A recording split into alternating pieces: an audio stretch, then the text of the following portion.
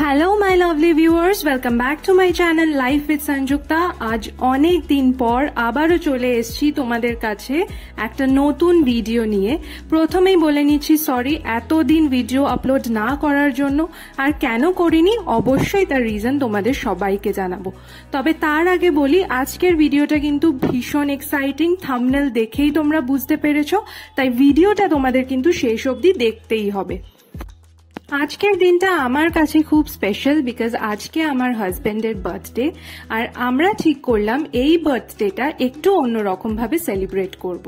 তো সেই কারণেই সকাল সকাল রেডি হয়ে ঘরের অল্প কিছু কাজকর্ম সেরে পুজো দিয়ে আমরা বেরিয়ে পড়লাম আমাদের ঘুরতে যাওয়ার ডেস্টিনেশনের উদ্দেশ্যে। হঠাৎ করে প্ল্যান করলাম আর আমরা ঠিক করে নিলাম আজকে আমরা যাব আমাদের দুজনেরই ভীষণ ফেভারিট একটা জায়গা মায়াপুর, সেইখানের উদ্দেশ্যে, যেখানে কিনা তৈরি হচ্ছে এশিয়াস লার্জেস্ট টেম্পল।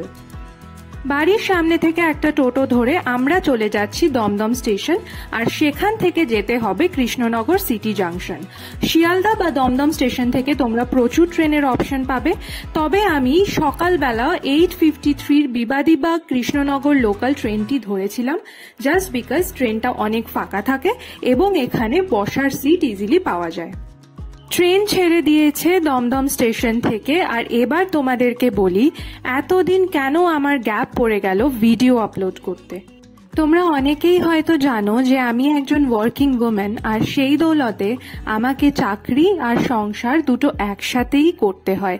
তবে সেটা কোনো বড় কথা নয়, কারণ আমি জানি তোমরা অনেকেই হয়তো এই ব্যাপারে আমার থেকে অনেক বেশি এক্সপার্ট, কিন্তু কখনো কখনো এই কাজের আর ব্যস্ততার পরিমাণটা এতটাই বেশি হয়ে যায় যে নিজেকে আর নিজের ভালো লাগার জিনিসগুলোকে সময় দেওয়ার সময়টাই থাকে না। তবে জীবনে থাকে এমনও কিছু মানুষ যারা কন্টিনিউয়াসলি ইন্সপিরেশন জোগাতেই থাকে, আর আমার ছোট্ট ইউটিউব ফ্যামিলির কিছু মেম্বার্সরা তোমরা আমাকে বারবার বলেছো দিদি ভিডিও কেন আপলোড করছো না। তাই তোমাদের ভালোবাসার জন্য আর এই সমস্ত ইন্সপিরেশনের কারণে আমি চলে এসেছি আজকের নতুন ভিডিওটি নিয়ে। মায়াপুর তো যাবই, তবে প্রথমে চলো তোমাদের নিয়ে যাই কৃষ্ণনগর শহরের খুব জনপ্রিয় রেস্তোরাঁ এবং সম্ভবত এখনো পর্যন্ত বাংলায় বিদ্যমান একটি প্রযুক্তিগতভাবে দুর্দান্ত রেস্তোরাঁ মাদার্স হাটে। ট্রেন কিন্তু ঠিক সময় মতো কৃষ্ণনগর স্টেশনে নামিয়ে দিয়েছিল। ট্রেনের ডিটেলস আমি শেয়ার করিনি, তোমরা খুব easily where is my train app থেকে সমস্ত ডিটেলস পেয়ে যাবে। আদারওয়াইজ তোমরা কমেন্ট সেকশনে বললে আমি অবশ্যই তোমাদের ডিটেলস দিয়ে দেব। কৃষ্ণনগর স্টেশনে নেমে 1 নম্বর প্ল্যাটফর্মের এক্সিট থেকে বেরিয়ে সামনে দাঁড়িয়ে থাকা টোটোয় চড়ে তোমরা কিন্তু খুব সহজেই পৌঁছে যেতে পারো এই মাদার্স হাট রেস্টুরেন্টে। আমরা টোটো রিজার্ভ করেছিলাম, আর সেই কারণে আমাদের দুজনের জন্য টোটো ভাড়া পড়েছিল 100 টাকা। ভেতরের অ্যাম্বিয়েন্স কতটা সুন্দর তোমরা তো দেখতেই পারছো। এবার বলি মেনুর ব্যাপারে। এখানে কিন্তু মেনু কার্ড পাওয়া যায় না, পুরোটাই পেপারলেস, আর সেই কারণেই তোমাদেরকে গুগলে গিয়ে মাদার্স হাটের ওয়েবসাইটে যেতে হবে, যেখানে ডেইলি আপডেট করা হয় রোজকার মেনু, আর সেই মেনু দেখে তোমাদেরকে অর্ডার প্লেস করতে হবে। আমরা নিয়েছিলাম একটি হাফ চিকেন তন্দুরি, যার প্রাইস ছিল 280 রুপিস অনলি। সঙ্গে ছিল মহাভোজ থালি, যার মধ্যে ভাত, ডাল, আলু ভাজা, তরকারি, ছানার ডালনা, সাথে ছিল স্যালাড, মাটন, আর ছিল চাটনি, পাঁপড়, মিষ্টি দই। এটার প্রাইস ছিল 295 রুপিস অনলি।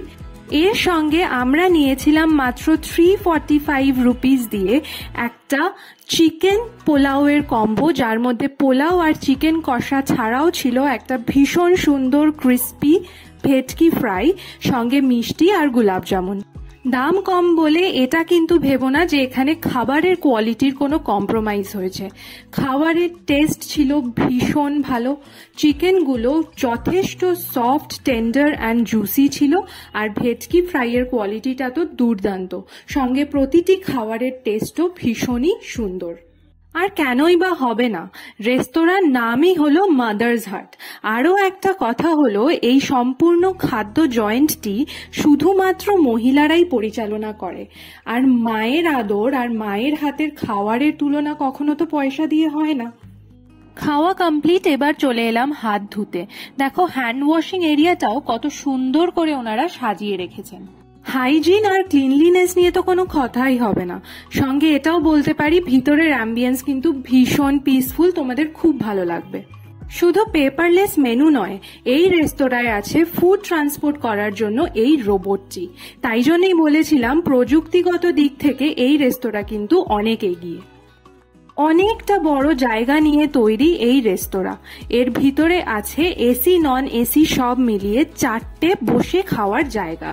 শুধুমাত্র ভালো খাবার নয়, এখানে এলে তোমরা পেয়ে যাবে কিছু খুব সুন্দর সুন্দর হ্যান্ডমেড জুয়েলারির কালেকশন। এই জুয়েলারিগুলো কিন্তু মহিলাদের হাতে তৈরি এবং সব মিলিয়ে বলতে পারি উইমেন এম্পাওয়ারমেন্টের জন্য মাদার্স হার্ট কিন্তু একটি খুবই সুন্দর পরিকল্পনা। এটা কিন্তু কোনো পেড প্রমোশন নয়, তাই আমি যেটা এক্সপেরিয়েন্স করেছি এক্স্যাক্টলি সেটাই তোমাদের সঙ্গে শেয়ার করেছি ভিডিওর মাধ্যমে। তাই তোমরা কিন্তু কোনো রকম চিন্তা ভাবনা না করেই চলে আসতে পারো এই রেস্টুরেন্টে, আর আমি শিওর আমার মতো তোমাদের এক্সপেরিয়েন্সও খুব ভালো হতে চলেছে। আরও একটা কথা বলি, ওনাদের একটা খুব সুন্দর সিস্টেম দেখলাম। পরের দিন ওনারা আমাকে ফোন করে ফিডব্যাক নিয়েছিল যে খাবার এবং সার্ভিস দুটো কেমন ছিল। পেট পুজোর পর খুব একটা চলাফেরা করার ক্ষমতা সত্যি বলতে ছিল না। দেখলাম রেস্টুরেন্টের অপোজিটেই দাঁড়িয়ে রয়েছে টোটো, এবং টোটো করে মাথা পিছু 70 টাকা ভাড়া দিয়ে আমরা চলে গেলাম স্বরূপগঞ্জ ঘাট বা কৃষ্ণনগর ঘাটের উদ্দেশ্যে। তোমরা চাইলে আবারও কৃষ্ণনগর স্টেশনে ফিরে সেখান থেকে 30 টাকা করে অটো ভাড়া দিয়ে পৌঁছে যেতে পারো এই ঘাটে। ঘাটের সামনে এসে প্রথমেই টিকিট কাটতে হবে, যার মূল্য মাত্র 3 টাকা। তো সেই 3 টাকা দিয়ে টিকিট কেটে আমরা এখন উঠে পড়ব নৌকায়, আর নৌকা পার করলেই আমাদের সবার প্রিয় মায়াপুর ধাম। তোমরা চাইলে মায়াপুর আসার জন্য কৃষ্ণনগর স্টেশনে না নেমে নবদ্বীপ স্টেশন বা বিষ্ণুপ্রিয়া স্টেশনেও কিন্তু নামতে পারো। তবে তার জন্য শিয়ালদা স্টেশন বা হাওড়া স্টেশন থেকে এমন প্রচুর ট্রেন ছাড়ে যা ডিরেক্ট নবদ্বীপ বা বিষ্ণুপ্রিয়া স্টেশন অবধি আসে। সেই ট্রেনের ডিটেলস একটু আইআরসিটিসি বা where is my train app থেকে দেখে নিয়ে তোমাদের সময় মতো সেই ট্রেনের টিকিট কেটে তোমরা কিন্তু নবদ্বীপ ধাম স্টেশন বা বিষ্ণুপ্রিয়া স্টেশনে চলে আসতে পারো। স্টেশনে নেমে টোটো করে নবদ্বীপ ঘাটে এসে নৌকা চড়ে তোমরা আবারও খুব সহজেই পৌঁছে যেতে পারো মায়াপুর ধাম। আজকের দিনটা সকাল থেকেই কখনো মেঘ আর কখনো রৌদ্র, তাই মনে মনে চাইছিলাম যদি একটু বৃষ্টি হতো তাহলে খুব ভালো হতো, আর সেটাই কিন্তু হলো। মাদার্স হাট থেকে বেরিয়ে যখন স্বরূপগঞ্জ ঘাটের উদ্দেশ্যে আসছিলাম টোটোয় করে, তখন বেশ ভালোই বৃষ্টি হলো। বৃষ্টির পর এত সুন্দর মেঘলা আকাশ, সুন্দর বাতাসের মধ্যে এই জলপথে ট্রাভেল করা কিন্তু ভীষণ এনজয় করেছি। যদিও জলপথ খুবই ছোট্ট, 2 থেকে 3 মিনিট সময় লাগে নৌকা দিয়ে পার হতে। হঠাৎ প্ল্যান হওয়ার কারণে আমাদের কোনো হোটেল বুকিং ছিল না, তো নৌকা থেকে নেমে টোটো ধরে আমরা চলে গেছিলাম মন্দিরের একদম সামনে। আর এবার শুরু হোটেল খোঁজার পালা। মন্দিরের ক্যাম্পাসের ভিতরে অনেকগুলো গেস্ট হাউস থাকলেও সেইগুলোর বুকিং একমাত্র 60 ডেজ আগেই করা যায়। খুঁজতে খুঁজতে ইসকন ক্যাম্পাসের পেছনের গেটের ঠিক অপোজিটে প্রাইম লোকেশনে আমরা পেয়ে গেলাম একটা খুব সুন্দর হোটেল। চলো সেরে ফেলা যাক হোটেলের রুম রিভিউটা। রুমগুলো যথেষ্ট স্পেশিয়াস এবং খুবই সুন্দর। রুমে এন্ট্রি করার পরে প্রথমেই দেওয়া রয়েছে একটা 2 ডোর কাবার্ড, যার মধ্যে তোমরা বিভিন্ন রকম জিনিসপত্র স্টোর করতে পারো। সঙ্গে রয়েছে টিভি, একটা সোফা এবং তার সঙ্গে রয়েছে টি টেবিল। রুমের ভিতর রয়েছে একটা খুব সুন্দর মিরর, সঙ্গে রয়েছে 2টো সিঙ্গেল বেড। যদিও এই হোটেলে এরম রুমও আছে যেখানে ডাবল বেডের অপশন তোমরা পেয়ে যাবে। যে কোনো হোটেলে গিয়ে রুম চুজ করার সময় আমি সবার আগে চেক করি বাথরুম, বিকজ বাড়িতে থাকি বা হোটেলে হাইজিন কিন্তু একটা ইম্পর্টেন্ট ফ্যাক্টর। এই হোটেলটির বাথরুম কিন্তু খুব ওয়েল ইকুইপড এবং খুব সুন্দর পরিষ্কার পরিচ্ছন্ন। এখানে বেসিন ছিল এবং সঙ্গে ছিল একটি গোল সুন্দর আয়না, আর গিজারের ফ্যাসিলিটিও কিন্তু অ্যাভেলেবল।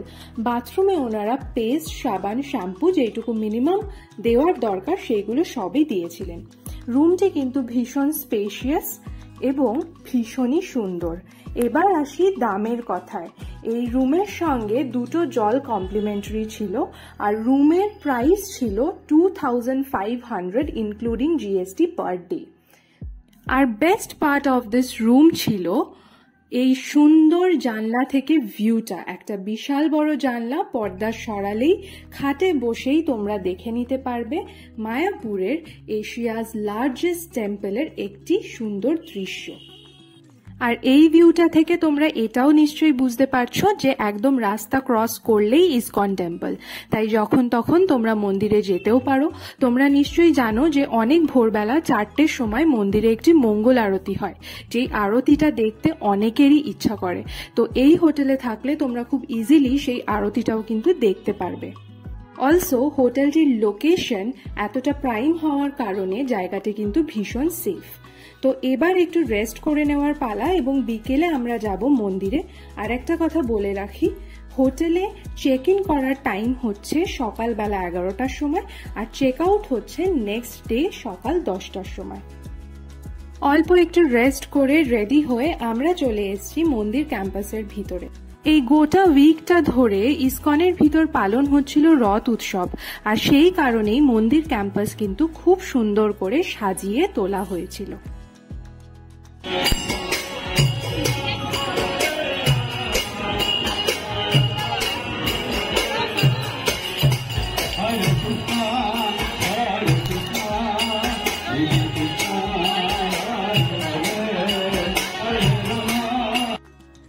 আমার এই সিরিজের নেক্সট ভিডিওতে আমি তোমাদের সঙ্গে শেয়ার করব ইসকনের ভিতরে তোমরা কিভাবে গেস্ট হাউস বুকিং করতে পারো।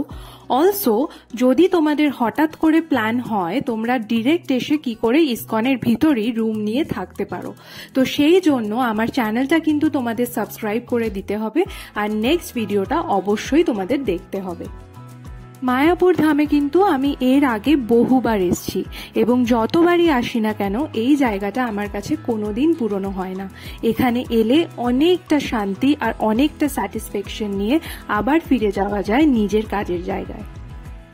পাশে যে বড় বিল্ডিংটা দেখছো এটাই কিন্তু তৈরি হচ্ছে এশিয়াজ লার্জেস্ট টেম্পল। এই মন্দিরটি আন্ডার কনস্ট্রাকশন থাকলেও এই মন্দিরে কিন্তু তোমরা ভিতরে ঢুকে দর্শন করতে পারবে, আর সেই ডিটেলস আমি তোমাদেরকে দেব আমার পরবর্তী ভিডিওতে। সামনে যে মন্দিরটা দেখছো এটাই হচ্ছে মায়াপুরের মেন মন্দির। এখানে দেখো লম্বা লাইন দিয়ে সবাই দাঁড়িয়ে রয়েছে মন্দিরে এন্ট্রি নেওয়ার জন্য। আমরা হেঁটে যাব সোজা এবং সোজা হেঁটে গিয়ে সেখানে ফ্রিতে জুতো রাখার কাউন্টার আছে আর স্বল্প কিছু মূল্যে তোমাদের মোবাইল, পার্স এগুলো জমা দেওয়ার একটি কাউন্টার আছে।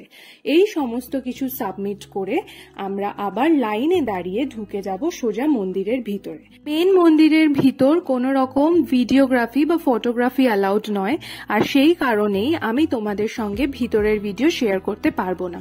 তবে ইউটিউবে মায়াপুর লাইভ টিভি বলে একটি চ্যানেল আছে, যেখানে গিয়ে এই মন্দিরে সারাদিন যে কটা আরতি করা হয় প্রত্যেকটাই কিন্তু তোমরা লাইভ দেখে নিতে পারো। মন্দিরে দর্শন কমপ্লিট। এবার আমরা জুতো আর মোবাইল কালেক্ট করে একটুখানি কিছু খেয়ে নেব। মন্দিরের ভিতরে বসেছিল মেলা, যেখানে ছিল প্রচুর খাওয়ার জিনিসের অপশন। রয়েছে মহাপ্রসাদের স্টল, যেখানে থেকে তোমরা প্রসাদ কিনতে পারো। রয়েছে গোশালা স্টল, যেখান থেকে কিন্তু তোমরা খুবই খাঁটি অ্যান্ড পিওর ঘি কিনে নিতে পারো। রয়েছে আরও কিছু জিনিস যেমন বিভিন্ন ধরনের আয়ুর্বেদিক মেডিসিন এবং তার সঙ্গে রয়েছে ধূপকাঠি, সুগন্ধি, তেল, বিভিন্ন জিনিসপত্র। খাওয়ার স্টলগুলিতে ছিল মোমো, চাউমিন, রোল এবং সবথেকে বড় ব্যাপার হচ্ছে এই সবগুলো কিন্তু সম্পূর্ণ নিরামিষ, এমনকি উইদাউট অনিয়ন অ্যান্ড গার্লিক। রয়েছে বিভিন্ন ধরনের চাট, মশালা পুরি, এর সঙ্গে ছিল ফুচকা এবং অনেক ছোট ছোট কাউন্টার, যেখান থেকে তোমরা বিভিন্ন ধরনের সাজগোজের জিনিসপত্র, ঠাকুরের জামা কাপড় সমস্ত কিছু কিনে নিতে পারো। দেখতেই পাচ্ছ মন্দিরের ভিতর ক্যাম্পাসটা ঠিক কতটা সুন্দর করে সাজানো হয়েছিল। এই রাতের বেলা চলতে চলতে হঠাৎ চোখ পড়ল এত সুন্দর একটা দৃশ্যতে। ছিল একটি খুবই সুন্দর ছোট্ট ম্যানমেড জলাশয়, আর তার মধ্যে ছিল বেশ কয়েকটা কচ্ছপ। এই জলাশয়ের পাশে বসে কিন্তু তোমরা খুবই সুন্দর আর পিসফুল একটি সন্ধে কাটিয়ে ফেলতে পারো নিজের পরিবারের মানুষগুলোর সঙ্গে। মায়াপুর ইসকনের ওয়েবসাইটে গেলে তোমরা কিন্তু বিভিন্ন ট্যুর প্যাকেজ দেখতে পারবে। খুব স্বল্প মূল্যে সেই ট্যুর প্যাকেজগুলি তোমরা অ্যাভেল করতে পারো এবং এখানে এসে খুব সুন্দর সময় কাটাতে পারো। তবে কোথা থেকে বুকিং করবে, কিভাবে বুকিং করবে, সেই সমস্ত ডিটেলস আমি তোমাদেরকে জানাবো আমার নেক্সট ভিডিওতে। একটা কথা বলি, মায়াপুরে কিন্তু এখন আছে খুব সুন্দর সুন্দর রেস্টুরেন্টস অ্যান্ড ক্যাফেজ, যেখানে এসে তোমরা খুব ভালো ভালো কিছু ভেজ খাবার এনজয় করতে পারো। তো তার মধ্যে আমার one of the favourite restaurant হচ্ছে এই গোবিন্দাস। সত্যি কথা বলতে গেলে গোবিন্দাসে এসে আমি এর আগেও খেয়েছি, তবে বারবার আমি এই রেস্টুরেন্টে ফিরে আসি শুধুমাত্র গোবিন্দাস পিৎজেরিয়ার জন্য। ডমিনোজ, পিৎজা হাট এই সবে তো অনেক পিৎজা আমরা খেয়েছি, তবে আমার কথা শুনে একবার এখানের পিৎজা খেয়ে দেখো, ট্রাস্ট মি তোমরা কোনোদিন ভুলবে না। এত ভালো পিৎজা আমি এর আগে হয়তো কোনোদিন খাইনি। সবচেয়ে বড় ব্যাপার হলো এখানে পিৎজাগুলো মাটির ওভেনে উড ফায়ারে বেক করা হয়। সঙ্গে এই পিৎজাতে ব্যবহার করা হয় খাঁটি গরুর দুধের তৈরি ফ্রেশলি প্রিপেয়ার্ড চিজ, আর সেই কারণেই বোধহয় এই পিৎজার টেস্ট এতটা অতুলনীয় হয়। এই পিৎজাটার প্রাইস পড়েছিল 220 rupees only for a small pizza, যেটার মধ্যে 6 পিসেস ছিল। এছাড়াও গোবিন্দাসে তোমরা পেয়ে যাবে বিভিন্ন বেঙ্গলি, নর্থ ইন্ডিয়ান, চাইনিজ ফুডের অপশন, সেগুলো তোমরা ট্রাই করে দেখতে পারো। তবে আমার ফেভারিটটা আমি তোমাদের সঙ্গে শেয়ার করলাম। রথযাত্রা উপলক্ষে মন্দির ক্যাম্পাসের ভিতরে চলছিল বিভিন্ন ধরনের অ্যাক্টিভিটিস। আগে থেকে টাইমিংটা জানা ছিল না। সত্যি বলতে গেলে ক্যাম্পাসের ভিতরে বসে যখন গোবিন্দাসে খাচ্ছিলাম সেই সময় কানে আওয়াজ এসছিল। একজন লোকালকে জিজ্ঞেস করার পরে আমি পৌঁছালাম এই অ্যাক্টিভিটি এরিয়ার সামনে। তো সেই কারণে অনেক ডান্সিং, সিঙ্গিং এই ধরনের অ্যাক্টিভিটিসগুলো তো আমি মিস করে গেছি। তবে এই ফাংশনে একটি ড্রামা চলছিল এবং লাস্টলি আমি শুধুমাত্র সেই ড্রামার কিছুটা অংশই তোমাদের সঙ্গে তুলে ধরে শেয়ার করতে পেরেছি। খুবই সুন্দর ছিল এই ড্রামাটি। পুরোটা তো তোমাদের সঙ্গে শেয়ার করা সম্ভব নয়, তবে এইটুকু বলে রাখি, ড্রামার টপিকটা ছিল জগন্নাথের কাঁঠাল চুরি। তো পুরো ড্রামাটা না দেখতে পারলেও তোমরা কিন্তু অবশ্যই এই গল্পটা পড়ে নিও। গল্প পড়ে জানিও কিন্তু কেমন লাগলো। আর দেখো ক্যাম্পাসের ভিতরে বাচ্চারা কত সুন্দর সেজে ঘুরে বেড়াচ্ছে, দেখেও ভালো লাগে। হে ব্রাহ্মণ, আপনি কে? দেখে তো মনে হচ্ছে আপনি ব্রাহ্মণ। হ্যাঁ মহারাজ, আমি একজন ব্রাহ্মণ।